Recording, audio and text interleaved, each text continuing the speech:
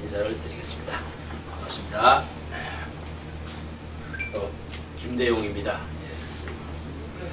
오늘 아니면 말고 방송에 첫 출연자분을 그래도 서울의 소리나 기획하신 이 세계 언론회사에서 가장 친근하고 또 좋아하고 우리 또 네티즌 여러분들이 굉장히 좋아하시는 우리 유원일 의원님을 모시고 오늘 잠깐 또 아니면 말고 첫 방송을 준비하게 됐습니다. 자, 인사 소개 좀 부탁드리겠습니다. 네, 반갑습니다. 사실 제가 아니면 말고를 아니면 말고라고 그러는데 아니면 말고든 아니면 말고든 많은 건 많은 것 같습니다. 반갑습니다.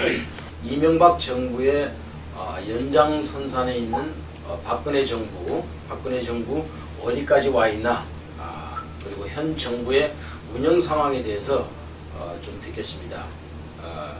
그리고 아니면 말고, 네. 좀 일단 아니면 말고에 대해서부터 네. 좀 어떤 느낌을 받으셨어요? 그냥 내질르고 네. 내질러놓고 그냥 아니면 말지. 네. 그러니까 생각 없이 내질르는 게 아니면 말고 아닌가요? 그렇죠. 예. 그냥 개념 없이, 그죠? 네, 개념 없이. 한마디로 좀 무식하게. 저희는 그러지 않아야 되겠죠? 그렇죠. 네, 그렇죠. 아니면 말고라고 또 혹시 이 또 제 방송 제목 따라서 그렇게 갈까봐 저도 조금 그렇습니다. 그러면 이제 현 정부에 대해서 이제 역할을 좀 여쭤보겠는데요. 네. 가장 이제 큰 것은 지금 현재 국민들이 지금 바라보는 이번에 이제 서울 참사에 대한 건 나중에 얘기하겠지만요. 자, 대통령의 역할. 참 실로 참 막중하죠. 그야말로 국가의 그 미래가 그냥 흔들리고 그런데 대통령의 역할 좀 크게 몇 가지만 이렇게 말씀해 주시면. 제가 대통령의 역할을 요즘 잘 모르겠습니다. 예. 그래서요, 요즘 하시는 대통령들이 진짜 자기 역할을 하는지 내가 인터넷으로 한번 찾아봅시다, 지금. 네, 지금. 예, 그러시죠. 내가 여기서 아까 집에 얘기하길래 대통령의 의무라는 걸 한번 찾아보랍니다. 예. 찾아보면 좀 빨리 떠야 되는데 좀 천천히 뜨네요. 이제 대통령이라는 건 우리가 얘기할 수 있죠. 우리가 투표로, 전 국민 투표로 해서 20대 이상 투표권을 가지고 그 사람들이 하는데, 여기 보니까 블로그에 보니까 대통령의 의무여가지고 콤마콤적인 거 물음표로 2개 쳐놓은 게 있어요. 예. 이거가 뭐라고 얘기했는데가 보죠. 자, 이게 이게 뭐라고 얘기했냐면요. 나는 국가의 대통령으로서 국민들의 안위와 재산권을 보장해줘야 할 의무를 지고 있다. 안위와 재산권, 그러니까 생명과 재산이라고 이제 얘기할 수 있네요. 예, 이게 취임선서네요. 그래요. 예. 그 생명과 재산을 보장해 줘야 될 의무가 있다. 그런데 그거를 그 생명과 재산을 갖다가 보장을 못했을 때에는 그 의무를 못했다고 봐야 되네, 그죠? 그러니까 지금 우리나라 대통령들이 제가 지금 보니까요, 국정원이나 아니면 검찰이나 경찰이나 아니면 각 공무원들을 자기가 이렇게 인사하고 공기업에 인사하고 처벌들 퍼주고 이런 것이 나는 대통령 임무인 줄 알았거든요. 지금까지 우리 이명박 대통령이랑 박근혜 대통령을 보면서. 그런데 오늘 보니까 아니네요. 국민의 생명과 안위와 재산을 보장하고 보호하는 게 대통령 임무라고 그러네요. 그럼 지금 현재 대통령이 자기 취임선서대로 좀 안고 있다고 해야죠. 그렇죠. 이제 특히 이 세월호를 보면 더더욱 실감을 하죠. 그렇죠. 그러면은 그 의무를 다 못했을 때는 또 방법이 혹시 있나요? 그러니까 이제 우리 국민이 직접 하는 게 아니고 국회가 그 3분의 2가 이제 탄핵을 해서 탄핵 소추하는 방법이 있습니다. 탄핵 소추 이제 과반을 과반이 3분의 2. 3분의 2 동의를 구하면. 그래서 이제 뭐 대통령도 헌법에서 보장되는 직책이고 또 국권 통수권도 있고 물론 인사권이 있지 않습니까? 그렇죠. 그리고 예산 편성권을 갖고 있습니다. 국회는 예산 편성권이 아니라 예산 결산권만 있습니다. 예, 그래서 국회가 가지고 있는 국민들이 오해하고 있는 것이 국회가 예산을 만들었는데 국회는 정부가 잡은 예산을 그거를 잘 썼는지 아니면 적절하게 지금 짜졌는지 이걸 감시하는 게 기능이에요. 그러니까 우리 국민에 주는 의무가 사실은 국회의 기능이 대의권이 우리나라는 절반입니다. 정부 그러니까 행정부의 권력이 강하죠. 그래서 또 다른 3부의 법원마저도 정부의 역할에 눌려있는 것이죠. 예, 법원이 열릴 수밖에 없는 것이 무슨 예산 편성권이 정부에 있습니다. 행정부에. 그래서 그런 부분이 있는 거기 때문에 그 막강한 권한을 견제하기 위해서 국회가 있는데 국회 자체가 저런 말이에요. 우리 국민들이 완전히 이임하지 못했습니다. 예산 편성권 자체가 없습니다. 그러다 보니까 국회가 할 수 있는 것은 대통령을 견제할 수 있는 수단은 예산으로 견제할 수 없죠. 그런다면 탄핵으로 견제할 수 있다. 아니면 이승만 대통령처럼 그냥 국민들이 그냥 일어나서 쫓아낸다든가 아니면 불행한 일을 당한다든가 그런 것 외에는 없죠. 근데 지금 그러면은 국민의 생명과 재산을 보호하지 못하는 이런 대통령이 이제 현재 또 지금 현재 대두되고 있어요. 지금 현실인데 근데 국회에도 또 국회가 또 해야 될 그런 임무들이나 역할이 있는데 그것도 아직도 지금 안 하고 있잖아요. 그죠? 그렇죠. 이제 그 정부 견제를 할 수 있고 국정조사를 할 수 있는 게 국회 권한입니다. 법에 보장되어 있지 않습니까? 국정조사를 해서 이제 낱낱이 밝혀야 됩니다. 하지만 제가 국회에서 있어 보니까요, 이 행정부의 관료들이 보통 교묘한 게 아닙니다. 자료를 내놓지 않습니다. 사람 이름까지 들어간 것도 개인신상 보호라고 해서 이름이 들어가면 빼고 안 줍니다. 주민등록번호 있으면 안 줍니다. 그러니까 지금 온갖 핑계를 대서 자료를 주잖아요. 그러니까 국회를 완전히 무시하는 거죠. 이제 국회가 있으나 마나 한 국회를 지금 전락됐습니다. 그러다 보니까 국민의 지탄을 받고 사랑도 받지도 못하고 국민의 미움만 사고 있죠. 근데 일할 수 있는 여건이 국회는 돼 있지 않습니다. 제가 봤던 국회는 전혀 일할 수 있는 여건이 없습니다. 행정부에서 예산도 통제되고 또 자료도 주지 않고 보고도 하지 않고 실제 거짓말해도 실제 검찰에서 위증을 해도 검찰에서 처벌을 하지 않습니다. 검찰이나 법원에서 이런 형태가 있기 때문에 국회는 지금 무용지물이 됐습니다. 국회 쪽은 조금 이따 다시 한번 짚어보고요. 그럼 대통령의 역할은 이제 생명과 재산을 지켜야 되고 아까 이제 말씀 충분히 좀 드렸고요. 자, 굵게 좀 말씀드리겠습니다. 자, 대통령의 역할은 대통령의 역할이고 그러면은 대통령 혼자서 모든 대한민국을 갖다가 움직일 수는 없는 거 아닙니까? 자, 그 밑에 또 정부라고 있잖아요. 그죠? 그러면 또 각 내각이 또 구성되어 있고요. 또 정부의 또 역할은 또 어떠한 역할들이죠? 그렇죠. 우리 이제 3부라고 그러죠. 입법, 사법, 행정. 지금 행정부를 말씀하시는 것을 정부라고 얘기합니다. 정부는 국민이 직접 임한 권력에 속하지 않습니다. 임된 권력의 사무를 집행하는 자들입니다. 그래서 우리 국민들이 누구도 그들에게 권력을 임한 바가 없어요.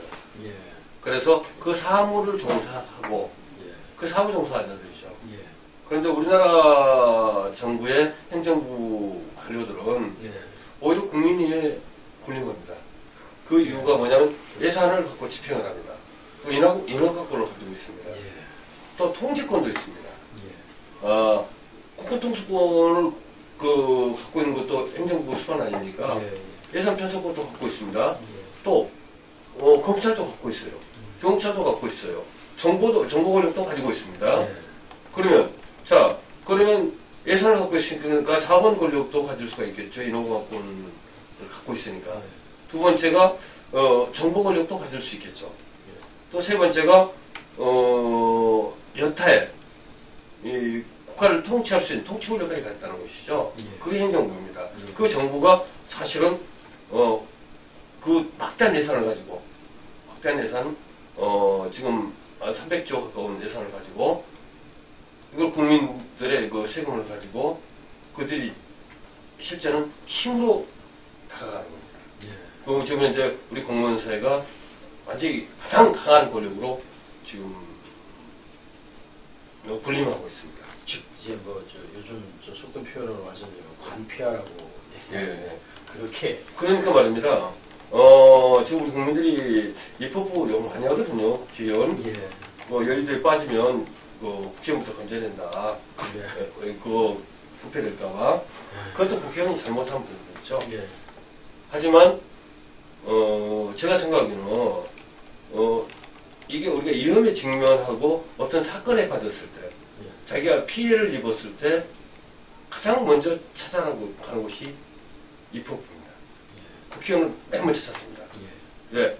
하다 안 됩니다. 하다못해 그 행정부 권력은요, 저기에는 하직 공무원까지도 상대해주지 않습니다. 그 말을 들어주지 않습니다. 마음대로 하세요.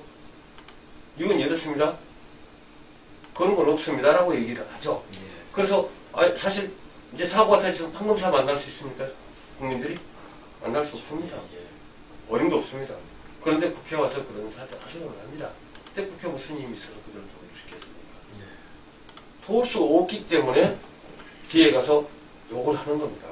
그래도 의원님은 저 예전에 저 BBK 때 그래도 열심히 많이 도우신 거로 아는데 그거는 사건이죠. 사건이죠. BBK의 진실을 밝히는 거죠. 그래서 이런 부분들이 국회가 약해지면 국민의 힘이 약해집니다.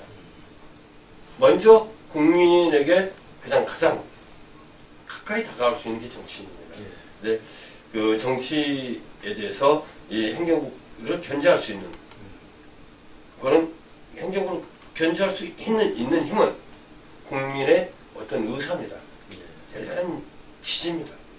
그 지지가 없기 때문에 지금 이제 입법부는 어떤 역할을 할 수가 없습니다. 그러면 이제 지금 행정부 권력에 대해서 문제점에 대해서는 지금 세월호 사태에서 나타났지 않습니까? 그렇죠. 대통령 눈치만 보고 있죠. 그렇죠. 철갑품 지키기 위해서. 이 천안함 사건과 이 세월호 사건이 바뀌었습니다. 거기는 이제 의원님 조금 이따가 넘어가고요.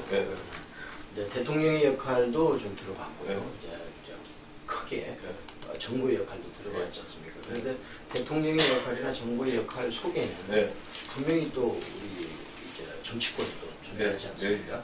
그 정치권 안에는 여당과 야당이 존재하는데 이제 아무래도 이제 현 정부의 집권당으로 얘기하면은 현 여당이 또 같은 정부의 역할, 대통령 역할 같이 또 호흡을 하는 정당 아닙니까? 그죠? 여당이 그죠? 그럼 현재 여당의 역할은 지금 이제 현재 여당이라면 새누리당이죠? 새누리당 현재 여당의 역할은 또 어떤 역할이 있습니까? 이 여당의 역할은요. 정부가 건강하게 나가기 위해서 감시하는 겁니다. 감시의 역할. 그렇죠.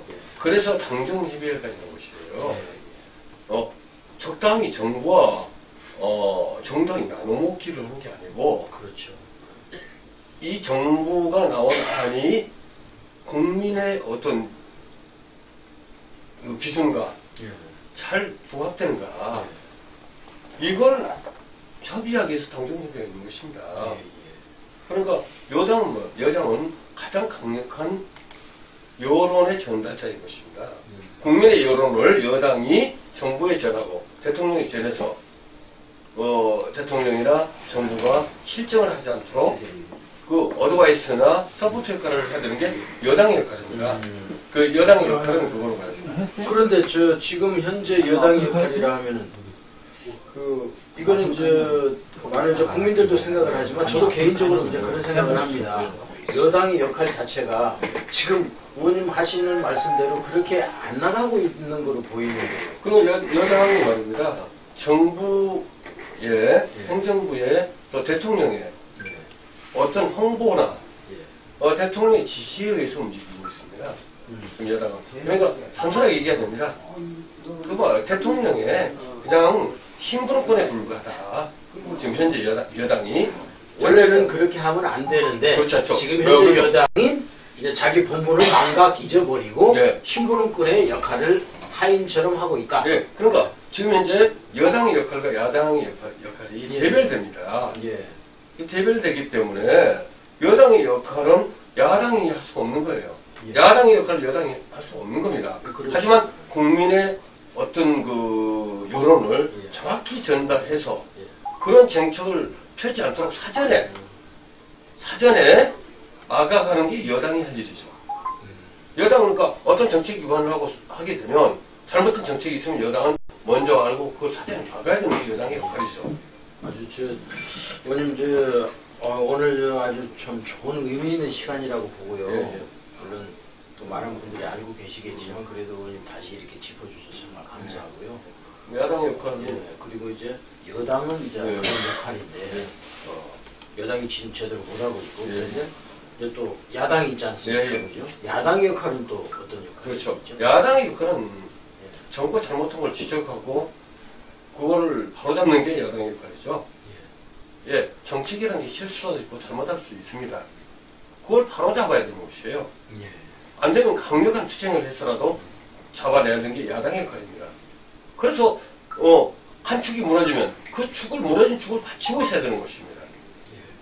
그러면 정부 여당이 정책 위반을 한다면 예. 정책의 감시자 역할 그리고 잘못된 정책을 고쳐가 나가고 잘되게 해야 되는 한 대단한 중요한 축입니다.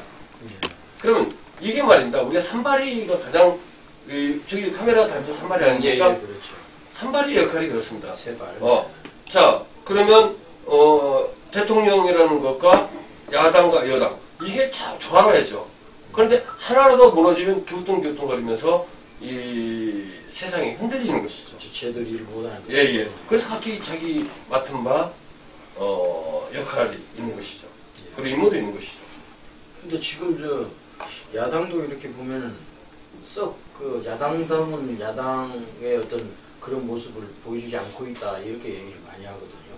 예, 지금 야당이 이제 상당히 무능한 모습입니다. 예. 여당은 사실 바른 소리 하는 사람이 거의 없습니다. 예. 여당에는 대통령 눈치만 보고 있고 야당은 지금 현재 무능하기 짝이 없습니다. 예. 연임 선거 패배하고 또 정치력 부재 또 내부의 어떤 개파성, 정파성 이것들이 복합적으로 있습니다. 그래서 야당이 지금 하고 있는 것은 총선 대선 이게 패배를 했습니다. 그런데 총선에 패배한 사람 패배 주역들이 지금 야당을 지배하고 있지 않습니까? 그럼 원내대표만 한번 보시죠. 초대 원내대표가 박지원 대표 아니었습니까? 그분이 총선 때 어떤 역할을 했었죠? 그 최고위원이었습니다. 두 번째 원내대표가 박기춘 의원이었죠? 그분은 공천심사위원이었습니다. 세 번째 원내대표가 전병헌 의원입니다. 그분도 공천심사위원이었습니다. 이번에 네 번째 원내대표인 박영선 의원님도 총선 최고위원이었습니다. 그분도 총선 책임져야 될 사람들입니다. 그분들이 지금 앞장서서 지금 당을 끌고 가고 있다는 것이죠. 그럼 총선 패배에 대한 책임을 전혀 지고 있지 않다는 것이죠. 그리고 그때 총선 패배 최고 책임자였던 한명숙 대표는 지금도 국회의원직을 비례대표직을 유지하고 있습니다.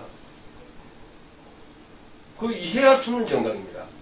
그리고 그때 패배했던 사람들이 뭐 당의 중추적인 역할을 다 하고 있는 겁니다. 한성도 안 합니다. 지금 이제 야당의 역할 속에요. 야당의 역할 속에 조금 이제 방향이 좀 아닙니다. 그 역할입니다. 중요합니다. 우리 국민의 신뢰 문제이기 때문에 두 번째 대선 패배는 사실 패배로 책임질 겁니다. 패배로. 그래서 대선 패배 그 주역들도 결국 백의정부를 해야 됩니다. 근데 그 부분은 상당히 많이 백의정부를 어느 정도 하고 있지만 조금 부족한 부분이 있습니다. 총선 패배에 관계되는 부분들은 그 책임을 전혀 지지 않고 대선 패배는 일부는 지고 있지만 그런 것들을 바로잡고 의원님 물 한 컵만 좀 갖다 드리세요. 그 바로잡지 않고 지금 다음 단계를 넘어갈 수 없는 것입니다. 네, 국민의 신뢰를 획득할 수가 없으니까 믿을 수가 없으니까 믿지 못하는데 어떻게 국민들이 지지와 성원을 보낼 수 있겠습니까? 야당이 지금 믿을 수 없게 지금 돼 있다. 정파적인 이렇게 조합체. 그러나 끼리끼리 몇 명 이렇게 모여서 이제 형성을 하고 있다. 그럼 이렇게 정리가 되겠습니다. 2년도 정책도 없죠. 이제 야당이 야당의 역할을 제대로 못했다. 그리고 거기에 대한 못한 책임에 대한 그 책임을 분명히 했어야 되는데 그 책임 또한 누가 지지 않았다. 그래서 국민들은 지지를 그렇게 못한다. 못하죠. 예, 믿을 수 있겠습니다. 예, 정리를 그래 할 수가 있겠습니다. 그러면 이제 여야 어떤 정부와 대통령 다 들어봤는데요. 근데 저는 저도 그냥 직장인입니다. 그래가지고요. 직장인데 저는 직장이면서 하나 우리 대한민국 국민입니다. 사랑하는 국민인데 그 이번에 대한민국을 좀 더 사랑해야 될지 세월호를 보고 나서요 가슴이 아픕니다. 정말 이게 내가 사는 대한민국, 내가 사랑하고 내가 존경하고 내가 아끼고 내가 이 자리에서 태어나고 내가 죽을 자리인가. 사실 너무 가슴 아파요. 사실은 의원님 다 아시겠지만은 엊그저께 저 안산 촛불 행사 추모 행사라고 놈들은 그러는데 그 행사라는 거는 또 격화시키는 거죠. 추모 정확하게는 집회지요, 그죠? 예, 그런데 추모 행사라고 이렇게 또 어떤 언론에서는 이렇게 격화를 시켜요. 예, 요즘 언론들이 많이 문제가 있다. 저는 국민의 한 사람으로서 또 저 같은 사람이 해야 될 역할이 있다고 생각해요. 야, 너는 그 입만 떠들지 말고 임마, 네가 저 국민이라고 네가 한 표 행사했다고 입만 떠들지 말고 너도 국민으로서 니도 너가 나한테 내가 정치인이라고 아저씨 뭐 의원님 똑바로 하세요. 그래 그 말은 할 수 있지만은 당신도 똑바로 해라 말이야. 국민들도 그죠? 그래서 국민의 역할이 저는 이제 더 저는 아까 저 대통령의 역할, 정부의 역할, 여야 이런 역할이 있지만은 저는 개인적으로 가장 큰 역할은 국민이 가장 큰 역할을 해줘야 되지 않겠느냐. 그래서 의원님 거기서 저는 지금 정치를 맡고 있기 때문에 이제 똑같은 자연인이죠. 저도 국민입니다. 제 국민의 역할은 4대 의무를 외쳤습니까? 4대 권리를 갖고 있죠. 그건 뭐 일일이 초등학교 때 배운 얘기니까 우리가 더 이상 할 얘기는 없는 것이고 자 그거는 다 한다고 봅니다. 납세나 근로나 또 여러 가지 있지 않습니까? 그 국방의 교육 다 하고 있습니다. 그러면 우리 국민이 지금 해야 될 역할들이 된 거는 감시 역할을 일단은 국회에다 보냈지만 국회 정치에 보냈지만 우리 국민의 역할이 있습니다. 자 그러면 워치독이라고 얘기하죠. 워치독 지키는 개라는 뜻이죠. 시민운동의 영역입니다. 그리고 그걸 알려주는 우리가 언론이라고 그러죠. 그러면 요즘 말입니다. 시민단체라고 해서 정부를 부정하는 시민단체들이 있습니다. 그 정부의 입장을 막 하고 시민단체라고 얘기합니다. 그 정부 보조금 받고 대변인 역할을 하는 거죠. 그리고 가스통 메고 다니는 분들도 계시고 워치독. 워치독. 근데 실제 이제 시민사회단체라면 정보를 거버넌스와 거버넌스가 틀립니다. 그래서 그 정부와 협의하는 거는 국민의 입장에서 서로 협의하고 정책 제안을 하는 게 거버넌스고 단 우리가 워치독 감시자의 기능은 좀 다릅니다. 그렇지만 이 감시자의 기능을 하는 것은 시민사회단체들이 지금도 해오고 있습니다. 각기 이제 단체들이 있지 않습니까? 하지만 정부의 일에 협조를 하면서 시민단체라는 이름을 쓰고 있다는 것이죠. 시민사회단체라는.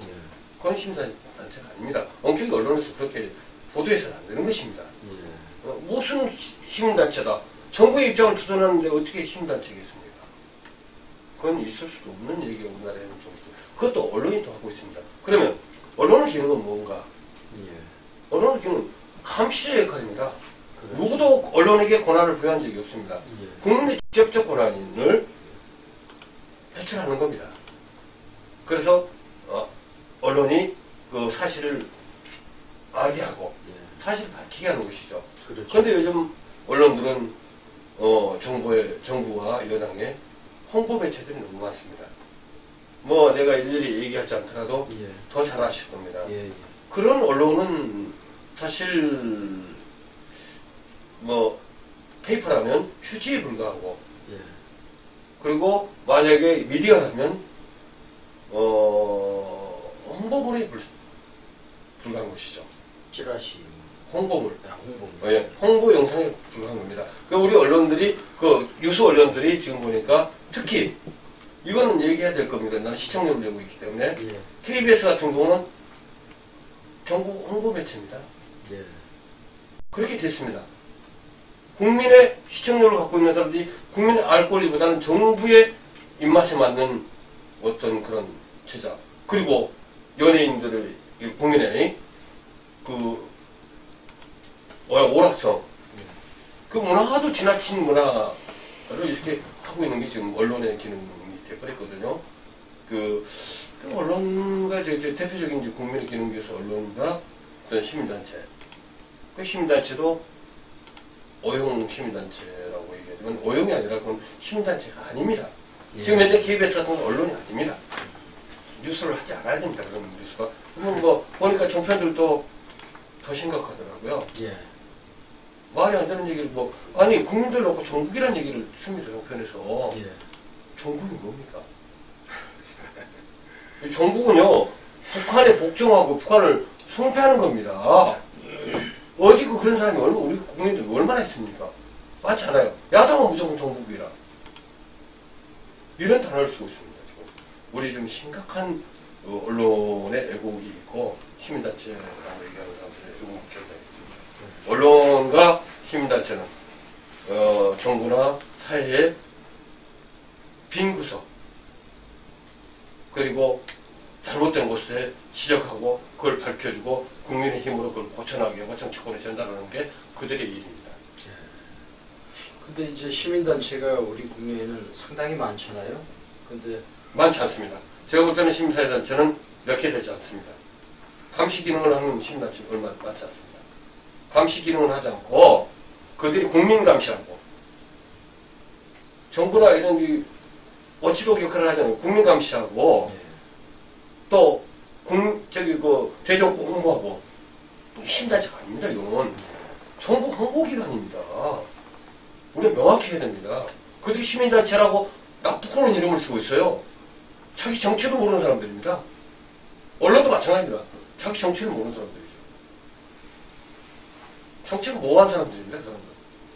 자기 정체도 모르는 사람이 국민 앞에 그런 얘기들을 해야 됩니까? 오직 자신을 위해서 먹고 살기 위한 방편이네요, 하나에. 자기는 세력을 위해서. 네, 세력을 위해서. 세력 또한 그 먹고 살기 위한 거 아닌가요? 그럴 수 있죠. 네. 만약에 야당이 정권을 잡아서 여타의 심사위단체가 그런 행위를 한다면 똑같은 얘기죠. 예. 똑같은 얘기. 그런데 이제 언론 쪽의 문제는 심각성에 대해서는 네. 기레기라고 들어보셨죠? 그렇죠. 기자 쓰레기라고 예. 참 저는 이번 세월호 사건 세월호 사건 저는 세월호 저는 사건이라고 말씀드리고 싶어요. 사태 참사 사태 사고. 근데 이제 우연히 일어난 그런 사고라기보다는 이제는 사건으로 가야 된다. 왜? 우연한 사고라는 거는 우리가 가다가 넘어질 수도 있고 교통사고 날 수도 있는 것이죠. 처음엔 그래 됐다고 저도 인정을 합니다. 여러 가지 수수께 같은 얘기들도 있지만 배제하고 일단은 그런데 중요한 거는 빨리 그 당시 때에 빨리 인명 구조를 했어야 되잖아요, 그죠? 그런데 이틀 동안 거의 손을 놓다시피 해서 우리 아까운 우리 미래 주인들이 이 나라의 주인들이 갔어요. 그래서 더 통탄을 노리시고요. 근데 거기에 대해서 이제 언론이 제 역할을 못한 것이고 이제 국민의 역할 속에서는 그런 아까 의원님 말씀하신 대로 언론의 역할을 못했다. 그리고 또 보면은 또 이제 이 지식층이 많이 있어요. 그러다 보면 이번에 김영우 선생님이 보니까 그 분도 이제 너무 이제 화가 나서 거리로 뛰쳐나와야 된다. 가만히 있으면 안 된다. 분노만 하지 마라. 슬퍼만 하지 마라. 뛰어나와라. 당신 생명이 위태하다. 앞으로 우리 아이들의 미래 생명이 위태하고 나라가 위태하고 국민 건강이 위태한데 지금 슬퍼만 하고 있을 수 있겠느냐. 이렇게 해서 이제 그런 말씀을 하는 말씀이죠. 또 하나의 그 지식인들의 이제 국민의 역할이었잖아요. 그죠? 그런데 그 지식인하면 대한민국이 그 도올 선생님이 뭐 우리나라 지식인 대표하는 건 아니지만 많은 지식인들이 있어요, 그죠? 근데 그분들의 많은 분들의 역할을 저는 또 많이 못 본 것 같아요. 몇 분 또 계시지만 시인도 있고 하지만 거기에 대해서는 또 저기 그게 예산의 문제입니다. 국가 예산을 가지고 정부가 틀어주고 있는 거 아닙니까? 예. 반대하는 자에게 불이익을 줍니다. 특히 성공회대 같은 경우는 그 좋은 학교 아닙니까? 그렇죠. 그러니까 불량 학교를 시킨 거 아닙니까? 그렇죠. 이러한 형태들이 있기 때문에 지식인이 나서는 데 좀 한계를 갖고 있습니다. 이제 그 정부가 하는 역할이 예산을 갖고 있으면서 예산 편성권을 갖고 집행권을 가지고 있기 때문에 또 인허가권을 갖고 있기 때문에 큰 어떤 그 역할을 지식인들이 할 수 없습니다. 지식인은 좀 유약합니다. 왜? 공부를 하는 그 책상 물림 아닙니까? 책상 물림이 어떻게 사실은 강한 의지를 갖기 어렵거든요. 그 중에 이제 양식이 있고 또 의지가 강한 지식인들은 나서는 것이죠. 그러면 대다수의 지식인이 나설 수 있는 건 아닙니다. 그 사람들은 학문이 전문이기 때문에 또 이런 곳에 별로 그렇게 크게 관심을 갖지 않는다. 그들도 이제 국민이지만 특권의식에 또 빠져 있다는 부분이 보이십니다. 그러면은 쉽게 이제 그 지식인 층에도 쉽게 정부에서 돈줄을 쥐고 있으니까 돈줄을 쥐고 있으니까 돈을 들고 말 잘 들으면 너네 좀 챙겨주고 말 안 들으면 니네들 인마 없어 이렇게 해서 그럼요. 그럼 그 교육부 예산 같은 거 아니면 다른 그 프로젝트가 많습니다. 이 연구자들의 그 프로젝트 자체를 제한하는 겁니다. 그래서 그들에게 어렵게 하는 것이죠.